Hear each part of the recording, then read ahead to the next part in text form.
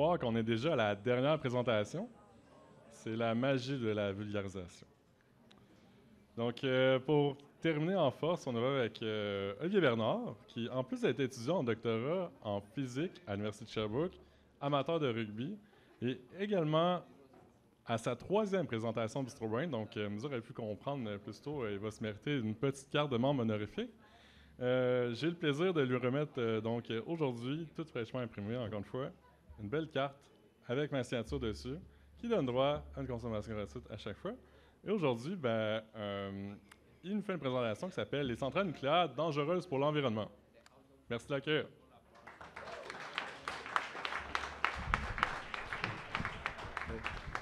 Merci de venir en grand nombre aujourd'hui.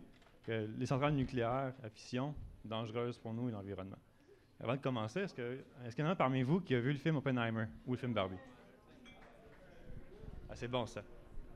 Avant de commencer, comme dans le film, j'aimerais juste mettre une petite bémol.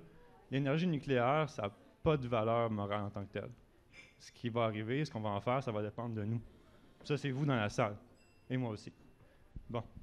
Fait que la fission nucléaire, l'énergie nucléaire, il y a 3 gros mythes ou 3 gros aspects que j'ai identifiés. Le premier, c'est la radiation. Bon, Godzilla, c'est mon monstre géant préféré. Je préfère qu'il reste au Japon, par contre. Après, on va parler de la pollution, le CO2, les déchets nucléaires, les poissons bizarres de les Simpsons. Puis le dernier, qui marque le plus l'imaginaire, c'est l'explosion nucléaire, bien sûr. Une centrale nucléaire qui explose, qui fait un champignon. On pourrait penser à Tchernobyl, en 86, ou plus récemment, on pourrait penser à Fukushima, en 2011. Donc là, avant d'en discuter davantage, j'aimerais ça qu'on parle un peu, c'est quoi une centrale nucléaire? Ça se base sur quoi? Physiquement, ça se base sur la fission nucléaire. Quoi un réacteur? Merci. Donc, la fission nucléaire, c'est quand on a un atome, par exemple de l'uranium 245 ou 235, sur lequel on envoie un neutrino. Paf! Puis cet atome-là devient un élément plus léger. Par exemple, l'uranium, ça devient du plomb avec le temps. Donc, maintenant, on comprend parfaitement la physique. Comment on utilise ça? C'est une technologie, on fait ça depuis les années 70. On utilise de l'eau. On envoie de l'eau sur un cœur nucléaire. Le cœur nucléaire fait évaporer l'eau. L'eau fait tourner une turbine qui fait tourner une génératrice et l'électricité. Et le système est refroidi par de l'eau ordinaire. De l'eau de rivière, de l'eau de robinet. De l'eau qu'on voit tous les jours. Donc maintenant, on comprend parfaitement comment la physique fonctionne puis comment est-ce qu'une centrale nucléaire fonctionne. On va pouvoir passer aux mythes ou aux grandes idées qu'on a. Fait que la première chose, c'est les radiations. Mais avant de parler de radiation, c'est quoi une radiation? Bien, vous vous rappelez de la fission? Quand on fait la fission nucléaire, ça devient un élément plus léger, il y a des radiations alpha, bêta, gamma, c'est pas important. C'est des choses qui s'échappent de la radiation ou de la fission. Ça peut être de la lumière, des photons, ça peut être des électrons, ça peut être des protons. Donc là, maintenant, on comprend encore mieux la physique. Est-ce que c'est dangereux, ça? La réponse courte, c'est oui, c'est dangereux, c'est à côté de ça. Si vous avez une grande dose, ça peut être extrêmement toxique. C'est pour ça que dans une centrale nucléaire, notre petite radiation est enfermée dans une coque ou un espèce de château qui est fait de matériaux spécialisés pour absorber ou des matériaux super denses. Puis ça, c'est enfermé dans une grosse structure de béton. Donc là, la radiation, la dose est extrêmement faible comparativement à ce que ça pourrait être. Par exemple, la Téhéran, qui est l'endroit le plus radioactif de la planète, en incluant les villes qui ont des centrales nucléaires, c'est l'endroit qu'on voit le plus petit taux de cancer par habitant. Par contre, là, je ne vous dis pas d'aller vivre à côté d'une centrale nucléaire. Là. Mais c'est juste pour vous souligner, c'est pas aussi dense. La différence entre un poison et une médecine, c'est la dose. Dans ce cas-ci, le corps humain est juste super bon pour s'adapter. Le deuxième point, je vais le passer tout de suite, c'est la pollution. Une centrale nucléaire, ça prend 7 à 14 ans à bâtir. Puis oui, ça fait beaucoup de pollution, ça fait beaucoup de CO2. Par contre, c'est tellement efficace par kilogramme d'uranium que ça produit environ, en moyenne, 28 tonnes de CO2 par gigawattheure produite. En contraste, l'huile ou le charbon, on produit plus de 800 pour le charbon, plus de 700 tonnes de CO2 par gigawattheure. En comparatif, une énergie qui est verte, que nous, on a ici, l'hydroélectricité produit en moyenne 26 tonnes de CO2 par gigawattheure. Donc, c'est plutôt une énergie verte. de ce point de vue-là, pour le réchauffement climatique. Par contre, il y a encore l'aspect des déchets nucléaires.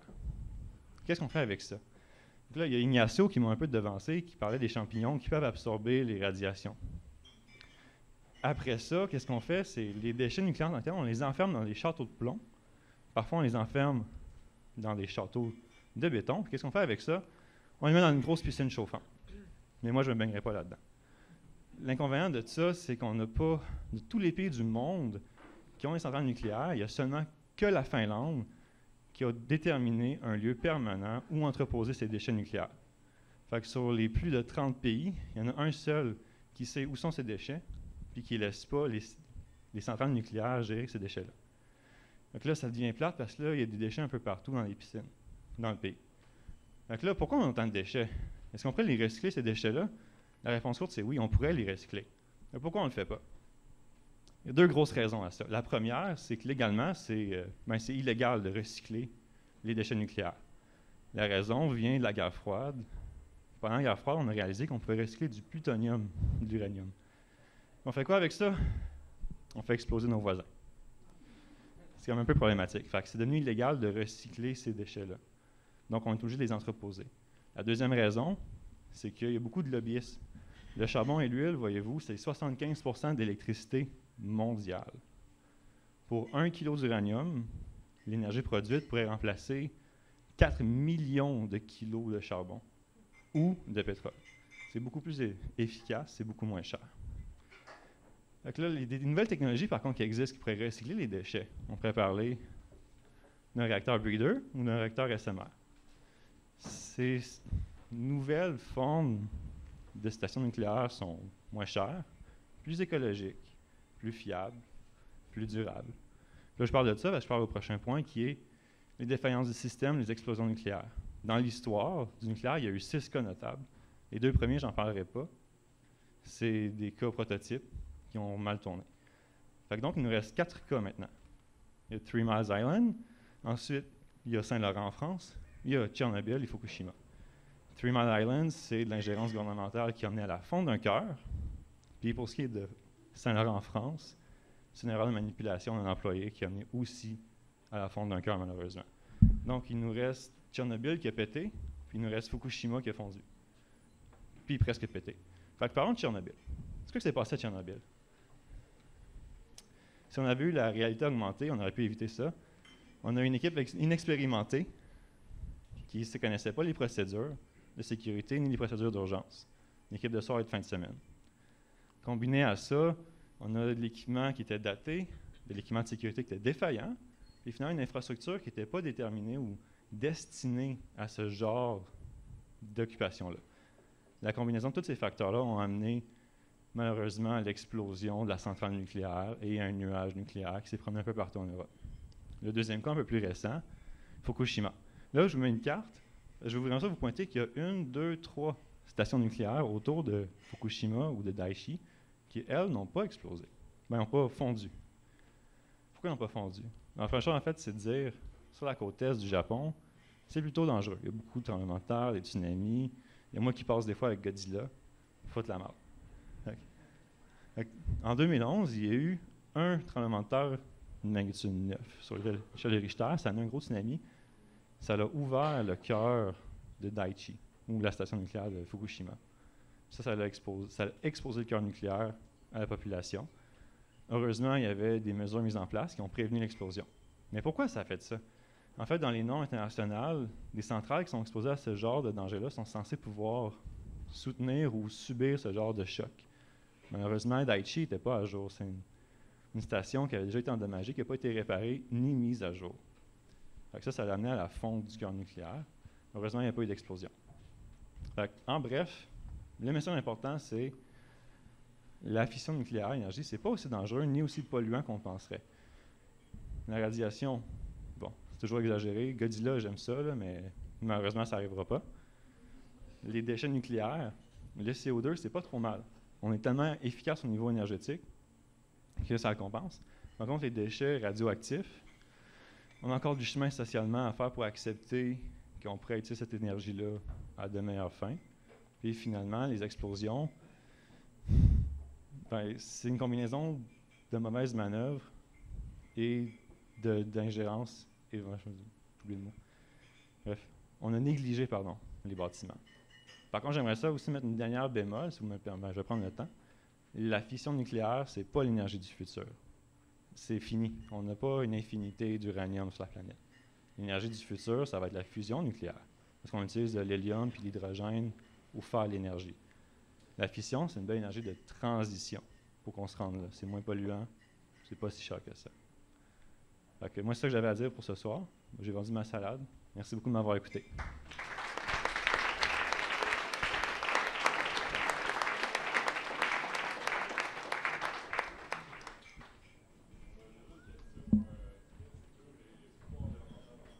Oui, je vous écoute. Le béton qui sert à entreposer les déchets nucléaires, c'est le même qui tient les tunnels?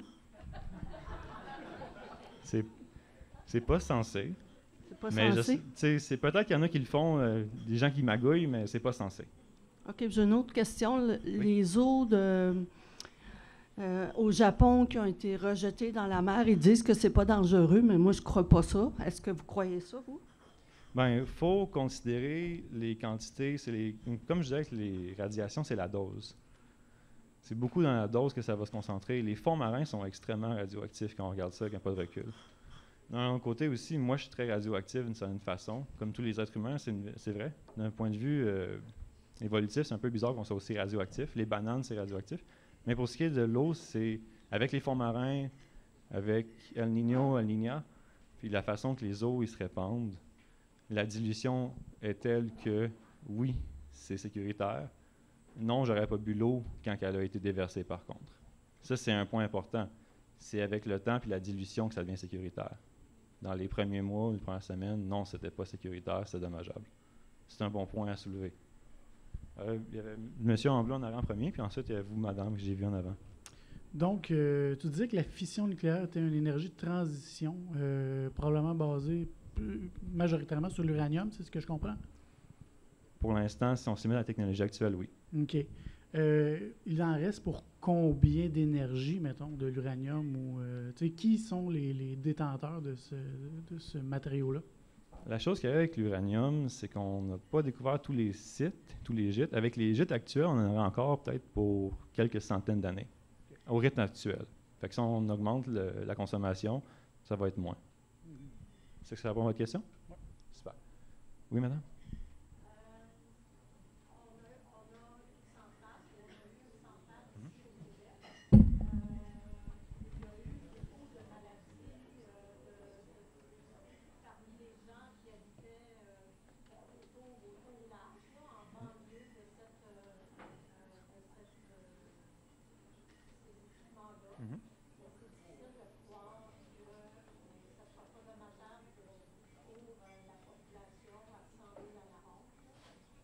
C'est une très bonne question. Pour répondre à la première chose que j'aimerais aborder, c'est, disons, si la centrale explose, c'est 200 km le rayon. Donc, mettons, si les Gentilly 2 explosent, Sherbrooke, on est dans la limite. Ensuite, pour ce qui est de la sécurité en tant que telle, c'est sûr que si les compagnies, les centrales nucléaires, tantôt je parlais un peu des dépôts de déchets nucléaires. Si, en tant que pays, on ne se décide pas à désigner un lieu où mettre ces déchets-là, les centrales nucléaires vont faire ce qu'elles veulent. Ils vont déverser les déchets où est-ce qu'ils veulent. Le problème, au final, dans les maladies, c'est pas que la centrale est là. C'est qu'on les laisse faire ce qu'ils veulent, plutôt que leur désigner un endroit où mettre les déchets. La Finlande ont décidé, on met un pied au sol, puis on dit, là, on va entreposer nos déchets à un seul endroit, puis vous allez cesser de déverser vos déchets partout. La deuxième chose que j'aimerais ajouter, c'est si on avait le droit de recycler nos foutus déchets, ben, on aurait déjà là beaucoup moins de déchets, ça nous aiderait énormément.